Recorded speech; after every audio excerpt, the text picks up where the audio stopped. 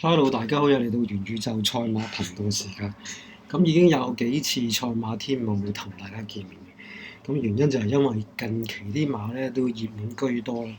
咁其實都冇以往季初或者季中咁好玩嘅。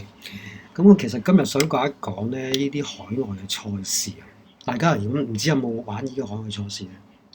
咁其實海外賽事咧以前咧就好方便嘅。咁啊一撳排位出嚟咧〜就一個 PDF file 出晒嚟嘅。咁啊，但係最近呢幾個月開始咧，呢啲海外賽事咧就轉咗個版面，咁啊一啲都唔方便啦，同埋有啲擾民嘅情況。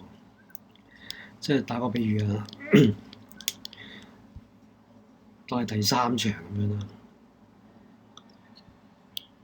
咁以前嘅 PDF 版面咧係有晒每一隻馬嘅走位嘅名次啦，出晒嚟嘅歲數啊，嗰啲都俾晒你睇嘅。咁但係依家你睇下，一撳出嚟，出到依個版面，咁有咩睇啊？逐隻撳入去，逐隻撳入去又出到呢啲咁嘅名次出嚟，但係睇唔到佢嘅跑法係究竟係後上啊，定係擺台跑嘅？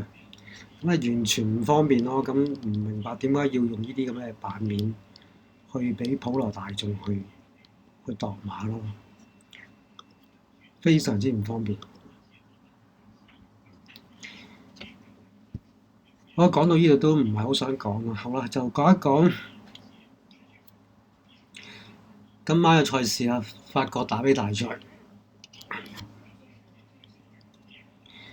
咁其實近呢幾屆入邊咧，咁莫雅都係熱門居多啊。咁但係睇翻呢隻馬咧，其實呢個路程咧，今季咧只係贏過1400至1600到嘅啫，咁並未跑過呢啲2100米嘅途程俾你睇嘅。咁喺呢度咧，只係尊重翻佢個人啦，同埋個檔啦。